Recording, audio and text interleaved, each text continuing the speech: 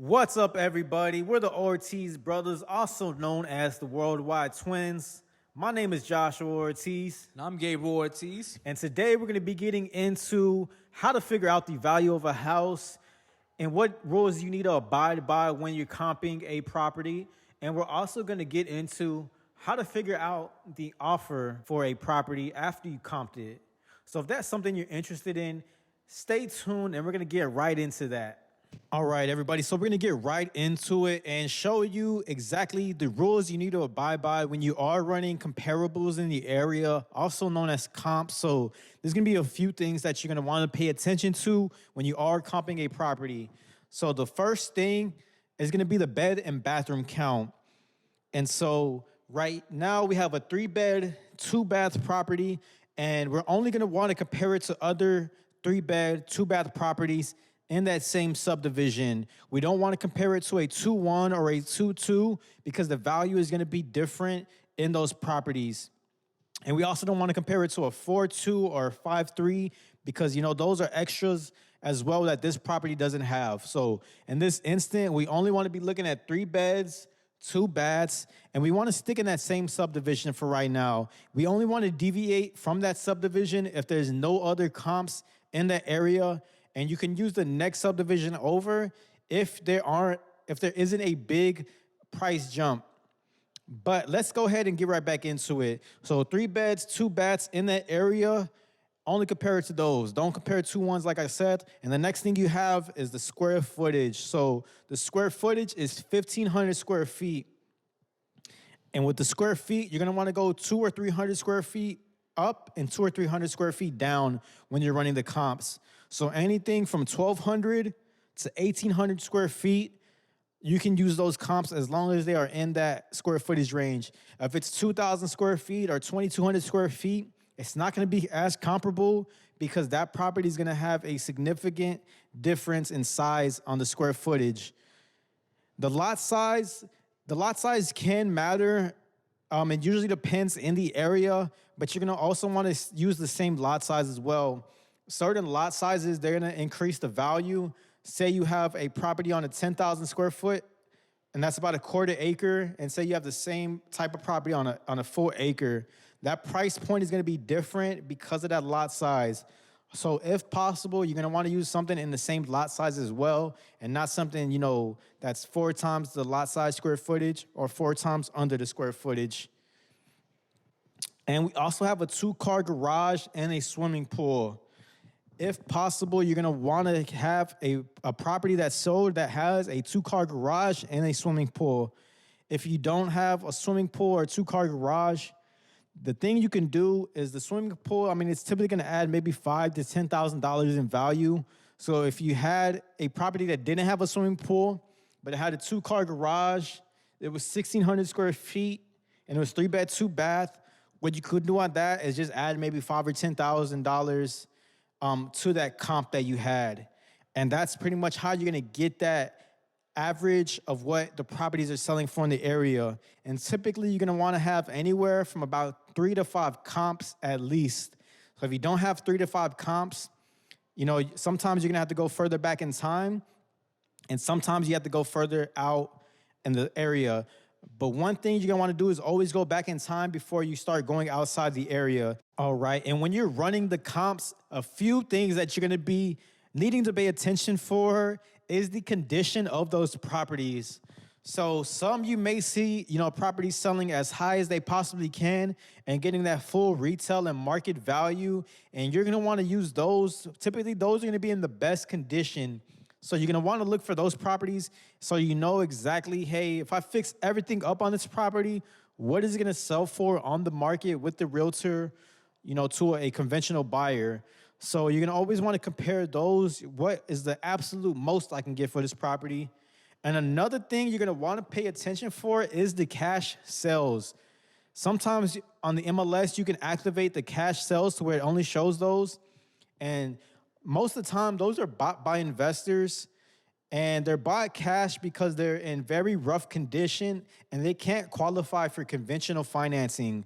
So that typically means that an investor bought that property, and that is one of the ways that you're going to be able to come up with that offer price to that homeowner and to that seller is looking at all the cash comps in the area, and you're gonna want to offer at least $10,000 to $15,000 below that. But if you're gonna anchor them, you're gonna want to start even below that as well. So if a property sold for, let's say, $75,000 cash as a cash sale, and you can see it was sold to an LLC, and just say it was sold to an investor company, and it sold for $75,000 cash, you know that you can go ahead and sell that same type of property if it's in that same similar condition and is very distressed. If it's in that same condition, it should sell for $75,000 in that area, because you have proof that it was somebody just bought a property exactly like that, a few months ago. And so you're gonna want to use all those cash sales, those cash comps.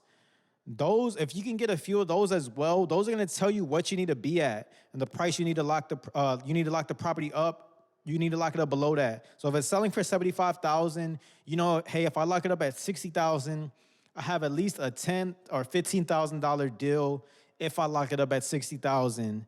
So you're always gonna want to pay attention to the condition in the best case and also the worst case scenario, because the worst case scenario is that it was fully distressed and bought cash from an investor, but that lets you know the prices that you can sell these properties for as long as they are in that same condition. So we're about to get into that. We're gonna get on the computer. We're gonna log into PropStream and show you exactly how to figure out the property value and also those cash sales, cash comps like I'm talking about. So let's go ahead and get right into that. Okay, now we're gonna be going over the comping part using PropStream. So you can use these same principles, whatever software you're using or whatever website, whether that's Zillow or Propelio or even MLS if you have access. So we're gonna click comparables. So just a quick overview of the house is a 3-2, close to 1,300 square feet. The lot size is 8,000. Year built 1984. One thing I forgot to mention when I was on the whiteboard was pay attention to the year built as well. You only want to go about 10 years up and 10 years down on the year built. So this one we can go anywhere from 1974 to 1994. I'm gonna click MLS only, and I'm gonna adjust my filter. So only 3 bedrooms, 2 baths, 1994 is right there. So let's go ahead and get started. So we're gonna start with the ones that are closest to us. So 1, 2, 3, and 4. First one up is 1. And what we're gonna do is compare the condition of the properties while we're taking a look at them. So this one did have a cash sale of $235. Like I said, sometimes they're investors. If it was an LLC, that would have been a potential buyer in the area. But since it's an individual, it may have just been somebody who had a lot of cash and purchased the property. And so we're gonna want to pay attention to the condition. So it has new flooring. The bathroom isn't all the way updated, but it does depend on the area as well. Every area is gonna have different materials that they use, so you're gonna want to pay attention to those. But I clicked it, so we're just gonna want to compare ones that look similar in that condition now. Okay, so this one, similar bathroom, similar kitchen. I mean, they're different countertops, but I mean, they're both not fully updated all the way. But like I said, that could be what the area is calling for. So those two are around the same price. So let's go ahead and use those. Let's check out this number 8 that is right here across the corner, around the corner. Okay, now let's take a look. Similar condition, same bathroom, same kitchen pretty much. So these are all comparables. If they all had different bathrooms, you wouldn't want to use those, but they're all the same type. So that's just what the area calls for. They don't put the highest materials in here. You had a few that sold the highest. Let's take a look at those. Those more than likely had everything fully fixed on them. And we may be able to use those to get a value of, if we fix everything up on the property, what that value is looking like. Not really, same thing. So we can use this one as well because they're not really different in condition. That one was Fetlock. Then we have another one right here. So this one is a little bit different. I'm not going to use this one because this one does have a different bathroom with that tile in there, a little bit of different kitchen, different countertops, and different flooring as well. So that one I'm not going to use just because that reason. And that's about four comps I have.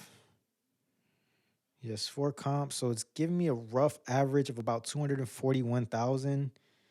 And let's see if we can find one that's sold low because that could potentially be a cash sale. Okay, perfect. So this one was bought by an LLC. It was bought cash for 190,000. Investors only, long-term tenant in place. So let's take a look at this one. This is those cash sales I was talking about earlier that can help you make the offer. So boom. Here we go. Let's take a look at the condition. So older appliances, the condition is pretty similar other than that appliance to those other ones.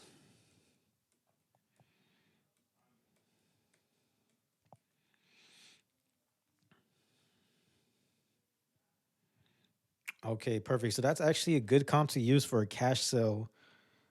And we have another one at right here as well. Let's take a look at both of these. They both sold for about the same price, 189. So maybe both of these were cash. Yes, sir. Both of these were cash sales. Let's double check this condition as well.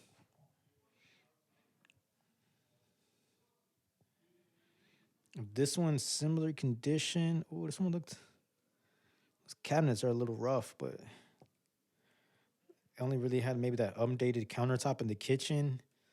But other than that, I mean, I would say it was pretty similar condition on the inside. The flooring is pretty similar. I think it only had that updated countertop in the kitchen, but that one was about 189 as well. So just taking a look at our comps, the ones we selected, 234, 234, 239, and one at 255, and then a few others that were higher. And so it's giving us a rough average of about 241, 240 to 245-ish, I would say. Conservatively is probably what this one would sell for on the open market. And that's what it would sell for on the open market. But we also have those cash sales. So when I mean open market, that's what I mean as a conventional FHA, buyer that's going to have a mortgage on the property. They're going to pay somewhere around 240 for a similar property. And you have the estimated value of 237 on this one. And it looks like buyers and cash buyers are paying about 189 for properties in that area. So if you get anybody that wants to sell the property, you're gonna need to get it way below that 189 to make money on it. So if you want to make 10,000, it looks like you're gonna need to get it at 179. If you want to make 20, 169. So that's going through really quick, getting the rough estimate value of a house, and also seeing what cash buyers are buying properties for in the area. So that way you know what to lock up properties at. Now we're going to show you how to make an offer. Once you see the cash comps, if the cash comps are coming in at 70K, that's what a buyer or an LLC is looking to pay for that property cash. So your max allowable offer, if you're looking to make 10K, is going to be 60K. But you don't want to start off with the highest offer first because you never know if you could have got it lower and what they would have taken for it. And that's potentially money that, you could put in your pocket and go on to another deal. So you're gonna want to throw an offer range, and we call that an anchor. So if they're asking 60K or something like that, you don't want to come in a little bit lower, because if you shoot the offer too quick and jump on that price, they're probably gonna pull out. So what we do is throw offer ranges. So you're gonna want to start somewhere around the lowest as possible, and you're gonna get that gut like, oh, they're gonna cuss me out, but still throw it, because you never know what they're willing to take. So you might want to throw 25. Look, I'm looking to be anywhere from 25 to 35. No, I'm not gonna take that. And you can say, okay, what is the absolute best price you could do? Man, I can't do 35. I can't do 35. My wife's gonna get mad, but I think today we could do 40. So right there, you're already making. You drop them down from 50K, 60K down to 40, and that's more spread that's going to your pocket. But say they didn't take the 40 and they're somewhere at 45, you still are making a lot more projected. You're making 25,000 on that, and you were about to box your ass in and only make 10. So that's a gem right there. Don't start out high first. They're gonna get mad either way. So just see where they're at before you make that hard offer on them. And just to touch on that subject, when you are making the offer, you don't want to jump on that price, even if you can do it, and it is a 10K spread. Because if you jump on that price and you sound so excited when they do, I could do that price, they're going to know that they could have got more from you.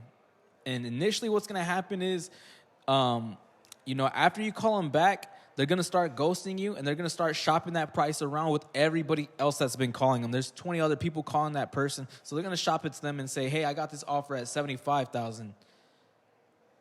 Can you match that? And they're going to make all of y'all get into a bidding war. So you don't want to build as much rapport as possible with the seller and truly find out why they are looking to sell it. No pain, no gain. So if they have nothing to utilize that money once it does go to their bank account, they may not even take the price, because they have nothing to do with it. So you are going to always want to find out the true motivation when talking to these sellers. No motivation, no discount, capiche? I hope we're all on the same page. And if you do that, you're going to close a lot more deals. So let's say that you do make an offer and they don't accept it, but they do have a different price in mind.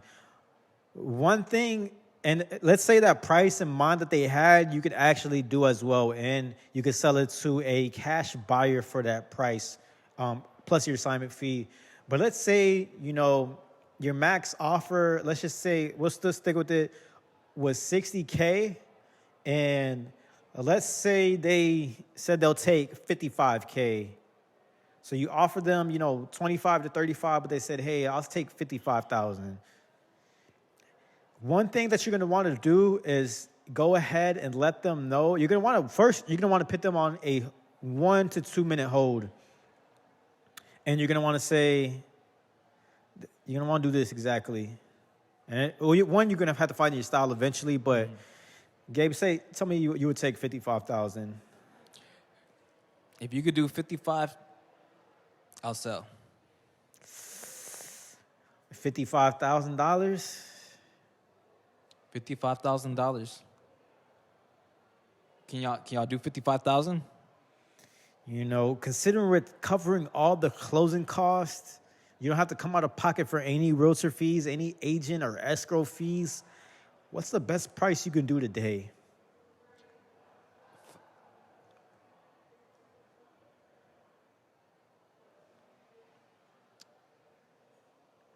I think I could do 48 if you could take care of all the closing costs, fees. I'm not coming out of that. That's going to my pocket, right?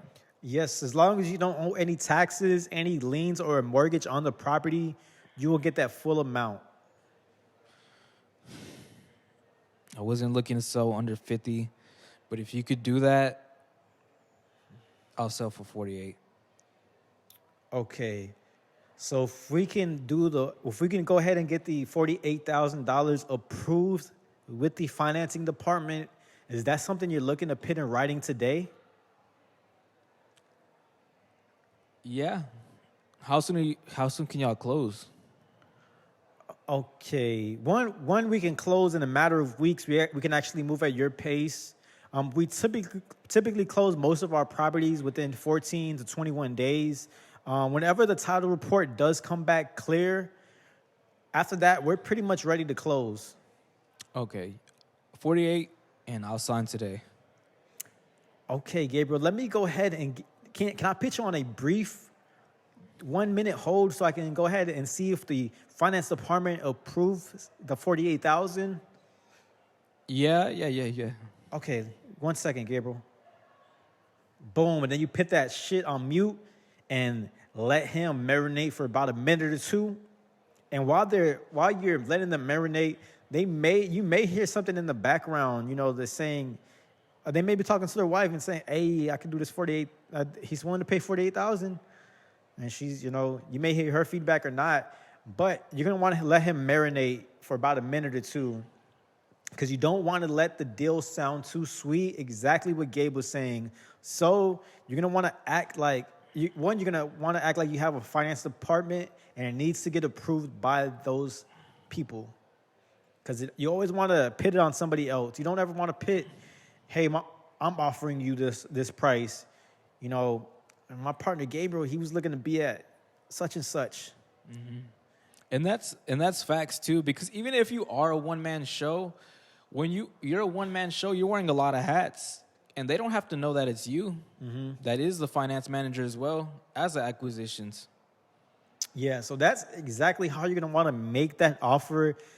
Just everything we went over today, from finding the comps, finding the cash sales, and using those cash sales as your guidebook on what you need to offer the seller. Mm-hmm. We talked about that, the offer ranges and the anchor. So as long as you're doing the offer ranges as the anchor and going through this process, you're going to be a killer. So after they marinate for about 1 minute or 2 minutes, you're going to want to come back on the phone and say, hello, Mr. Gabriel? Hello? Hey, Mr. Gabriel, I have some great news. So we went ahead. The finance department actually approved that deal. We can go ahead and do the $48,000. What's the best email address I can go ahead and send the purchase agreement to? Gives email. So we get his email, and after that, you're going to want to stay on the line, and you're going to want to have that purchase agreement already typed up and already written out. That way you're able to send it as quick as possible, and you don't have to waste any time. Actually, while they're on that hold, that's when you're going to want to do it real quick. The more you do it, the quicker you're going to get with writing that agreement. So, at first it may take you 20 minutes, it may take you 30 minutes, but the more you do it and fill out that agreement, it's very simple. Most things that you're really going to have is, the address, the seller's name, the purchase price, the earnest money, and the closing date. Those are going to be, and then any special provisions that you have. Those are going to be some of the most important things that you have to fill out really quickly in the purchase agreement. Why is it key to send it while you're on the phone with them? If they already got the commitment and they said they would take that price, they said they would do the $48,000. You don't want to let that go. You want to get that as fast as possible, that deal locked up, so you can send it to a title company and start the title search. So you don't want to, hang up and say, hey, I'm going to call you back in 30 minutes, and let's see if we can, I'm going to type it up real quick, and I'm going to give you a call back in 30 minutes. Within that 30 minutes, another wholesaler, another property flipper, anybody like that does buy properties, they could have called them within that 30-minute window and potentially locked up that property before you did. And that's why you're going to want to stay on the phone with them, and get that purchase agreement while you're on the phone. And another thing too, because you never know who they know. They might have somebody in real estate also, and he's gonna call his best friend up, who's an agent, and the agent's gonna say, "Man, I would have offered you 50. Sell it with me, 50. Come on, bro. I'll do 50 right now, bro." And then once you try to call back, ghosted. Also, if you send that agreement and you're not on the phone with them, the same thing's gonna happen. They're gonna shop it around to another individual and try to get y'all into a bidding war and get the highest and best absolute offer they can. Yeah, that's why you're going to want to get it while they're on the phone. One, you're always going to have to get that commitment from them that they are willing to move forward today. If you have that commitment, that's pretty much their word saying, hey, yes, you can do the 48. I'm going to move forward with this today. So you have their word already that they said they would do it. So you're going to want to go ahead and get that agreement locked in as soon as possible. And then after you get that agreement, go ahead and send it to your title company that is investor friendly. And we'll go over that in another video, talking about on how to figure out if this title company is investor friendly or not. All right, y'all. So that's going to be it for today's episode. We did go over a couple of things with you today. We went over how to figure out the value of a house using comparables in the area. We also showed you how to throw an offer range before, throwing that max allowable offer so you don't shoot yourself like Cheddar Bob. We also went over a few tips on when you're on the phone with the seller and it sounds like it can be a deal, we also broke down a few tips and techniques that we use in our business every day. So hopefully they can help you out so you're able to do more business in real estate as well. But other than that, that's going to be it for today's episode. Till next time. Aight.